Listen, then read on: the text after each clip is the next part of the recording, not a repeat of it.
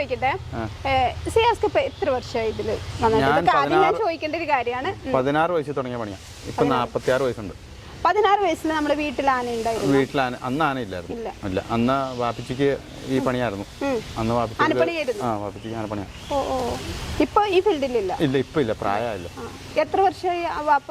ഇപ്പൊ ഒരു പുള്ളി 5-8 കൊല്ലായി പുള്ളി ഫീൽഡ് വിട്ടിട്ട്. അതുവരെയ്ക്ക് ഇവിടെ ഉണ്ടായിരുന്നു? ഇല്ല, നമ്മുടെ ഈ ആനപ്പണിയിലുണ്ടായിരുന്ന ആള് നമ്മുടെ കൂടെ ഒന്നും നിന്നിട്ടില്ല. ഇല്ല, അല്ല ആനപ്പണിയിലുണ്ടായിരുന്നു. എന്തായിരുന്നു വാപ്പച്ചിന്റെ പേര്? കൊന്താലം. ഞങ്ങള് 6 വർഷമായില്ലേ ഈ ഫീൽഡിന് പോയിട്ട്?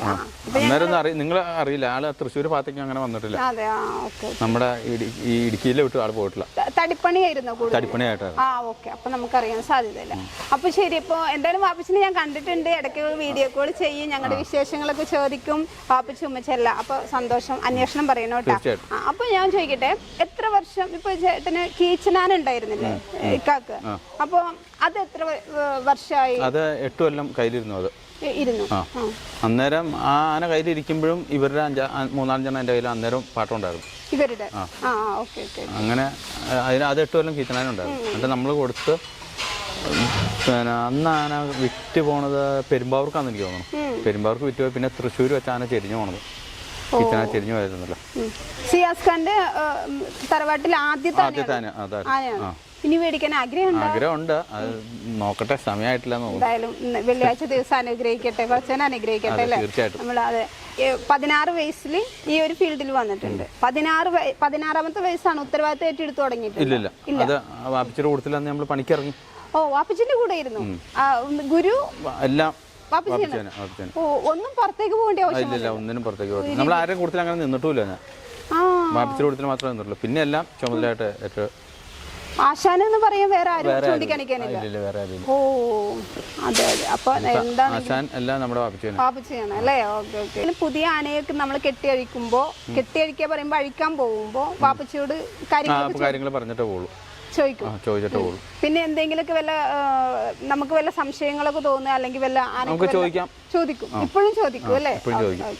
അസുഖങ്ങളൊക്കെ ഇപ്പൊ ഒരു മരുന്നൊക്കെ എന്തെങ്കിലും വേണമെന്ന് വെച്ചാൽ നമ്മൾ ചോദിക്കും. വാപ്പച്ചിക്ക് മരുന്നിന്റെ കാര്യങ്ങളൊക്കെ അറിയാം. നമ്മളതൊക്കെ ചോദിച്ച് അറിഞ്ഞിട്ടേ ചെയ്യുള്ളൂ. ചെയ്യാൻ നമുക്കും ചെയ്യാം, പക്ഷെ എന്നാലും ഒരു ബലമുണ്ടല്ലോ. അതെ അതെ, ഒരു പിൻബലം. അപ്പൊ സത്യം പറഞ്ഞാല് വാപ്പച്ചിയോടൊക്കെ നമ്മൾ സംസാരിച്ചിട്ടുണ്ടെങ്കിൽ പോലും ആനക്കാരനാണെന്നുള്ളത് അറിയില്ലായിരുന്നു കേട്ടാ. ഓക്കെ. അപ്പൊ എന്തായാലും വാപ്പച്ചിനെ ഒന്ന് പരിചയപ്പെടുത്താനുണ്ട്. അപ്പൊ നമ്മള് കേളാശ്ശേരി കണ്ണനില് ഒരുപാട് വർഷമല്ലേ? 5-6 വർഷം നിന്നിട്ടുണ്ട്. ഓക്കെ. അപ്പൊ എങ്ങനെയാണ് അവന്? അതും ഇതേപോലെ ഡേഞ്ചർ ആയിരുന്നു. ആന അയച്ചു വിട്ടാ കൈവിട്ട് പോണ ആനയായിരുന്നു.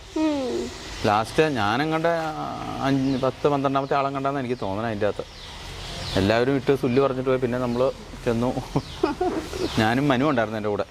പിന്നെ ആദ്യം സൗഖ്യത്ത് വെക്കാന്ന് പറഞ്ഞൊരു പുള്ളിയും ഞാനും കൂടെയാണ് കൊണ്ടാടുന്നത്. പിന്നെ ഒരു നീര് കഴിഞ്ഞപ്പോൾ പിന്നെ മനു എന്ന് പറഞ്ഞാൽ നമ്മുടെ ഇപ്പോൾ കൂടുതലുള്ള പയ്യനെ വിളിച്ച് ഞങ്ങൾ രണ്ടുപേരും കൊണ്ടാടുന്ന പരിപാടി എടുത്തുകൊണ്ട് നടന്ന. പിന്നെ അത് പാട്ടം പോയപ്പോൾ നമുക്കത് പറ്റാണ്ട് വന്നപ്പോൾ നമ്മൾ അതിൻ്റെ അകത്ത് ഒഴിവായതാണ്. ശരി, പാട്ടം പോയത് കൊണ്ടാണ് നമുക്ക് പറ്റാണ്ട് ഒരു ഒത്തുചേർന്ന് പോകാൻ ബുദ്ധിമുട്ടുള്ളത് കൊണ്ട് വന്നു. അപ്പോ സത്യം പറഞ്ഞു കഴിഞ്ഞാൽ ഈ 12ാമത്തെ ആളാണ് അഴിക്കാൻ വേണ്ടി പോണത്. എന്തുകൊണ്ടാണ് ഇത്രയും പേര് സുല്ല് പറഞ്ഞിട്ട് പോവാൻ കാര്യം? മോഴാനയല്ല, അതിന്റെ ശൗര്യം അത് കാണിക്കുമല്ലോ. മോഴാനാകുമ്പോ അതിൻ്റെതായ ഗൗരവം അത് കാണിക്കുമല്ലോ. എല്ലാ ആനകളും ഒരേപോലെ അല്ലേ ആയിരിക്കില്ലല്ലോ. സ്വഭാവം പല രൂപത്തിലുള്ള സ്വഭാവം കാണിക്കാൻ. എത്രത്തോളം നമുക്ക് ബുദ്ധിമുട്ടേണ്ടി വന്നത്? ഞാനൊരു 6 മാസം അതിനോട്ട് കഷ്ടപ്പെട്ടു, നന്നായിട്ട് കഷ്ടപ്പെട്ടു. 6 മാസം. പിന്നെ തുമ്പിയെ കൊണ്ട് നടക്കണ പോലെ. പിന്നെ അങ്ങനെ ആയല്ലോ, നമ്മുടെ കൂടി വരുമ്പോ അങ്ങനെ ആവൂലോ ഓട്ടോമാറ്റിക്കല്. തീയും കണലുമായിരുന്നു. അപ്പൊ കൂട്ടത്തിൽ നിൽക്കുന്ന ഒരാളെ കുറിച്ചിട്ട് പറയുകയാണെങ്കിൽ ശരിക്കും നമുക്കൊരു പിൻബലം എന്റെ കൂട്ടത്തിൽ മനു ഉണ്ടായിരുന്നു. മനുചേട്ടനുണ്ട്. 5-8 കൊല്ലമായിട്ട് അവനുണ്ട് എന്റെ കൂടെ.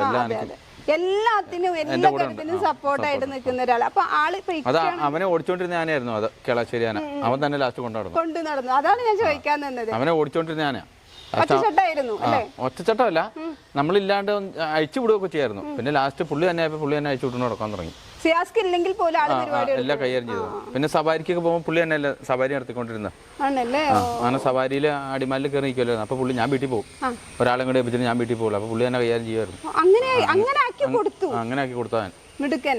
അപ്പൊ ഈ മനുവേട്ടൻ പറയുമ്പോ എത്ര വർഷത്തെ ഒരു ബന്ധാണ് നിങ്ങൾ രണ്ടുപേരും കൂടെ? ഞങ്ങള് 8 കൊല്ലായി. അല്ല 5-8 കൊല്ലായി. 8 വർഷത്തിൽ 8 വർഷമായി ഞാൻ 8 കൊല്ലമായിട്ട് ഒരേ ഞങ്ങൾ ഒന്നിച്ചുണ്ട്. ഒരു ആന കയറുമ്പോ അടുത്ത അവിടെ നിന്ന് ഞാൻ പറിച്ചോണ്ട് വരും. എന്റെ എല്ലാ പേരോട് കൂടിയിട്ട് ഞാൻ പറിച്ചോണ്ട് വരും, എല്ലാവരും പറിച്ചോണ്ട് വരും, ഡ്രൈവർ സഹിതം പറിച്ചോണ്ട് വരുള്ളൂ. അത് നല്ല സ്വഭാവം. ഞാനില്ലാതെ ഒരാളവിടെ പാടരുത്. അല്ല, അവര് നമ്മുടെ കൂട്ടത്തിൽ നിൽക്കാനേ താല്പര്യം കാണിക്കുള്ളൂ. കാരണം വെച്ചാൽ നമ്മൾ അത്ര സ്വാതന്ത്ര്യം കൊടുക്കും. അതെ അതെ അതെ. ഒരു ആനക്കാരുടെ ശൈലിയില്ല. വിളിക്കുമ്പോഴത്തേക്ക് വരുന്നത്. ഞാൻ ഇറങ്ങുവാന്ന് പറഞ്ഞാൽ അപ്പൊ തന്നെ അവരെല്ലാവരും ആനക്കൂട്ടത്തിലുള്ളവരും വണ്ടിക്കാരും സഹിതം നമ്മൾ ഡ്രൈവറായിട്ടാ പോകണുള്ളൂ. അതെ അതെ അതെ. ഓ, നിങ്ങളാണ് എല്ലാ ആ ഒരു ഗ്യാങ്ങോട് കൂടിയിട്ട് പോകുള്ളൂ. തിരിച്ചു വരികയാണെങ്കിൽ ആ ഗ്യാങ്ങോട് കൂടി വരും. ഓക്കെ. അപ്പോ ഒരുപാട് കാര്യങ്ങൾ ചോദിക്കാനുണ്ട്. സമയം വെള്ളിയാഴ്ച ദിവസമാണ്, അതെ, പള്ളി പോവാനുള്ള സമയമായിട്ടുണ്ട്. അപ്പൊ ഇൻഷാ അല്ലാ നമ്മൾ നെക്സ്റ്റ് എപ്പിസോഡ് നമ്മൾ ഇനിയും വരും ഇൻഷാ അല്ലാ. അപ്പൊ എല്ലാവർക്കും ടാറ്റാ ബൈ.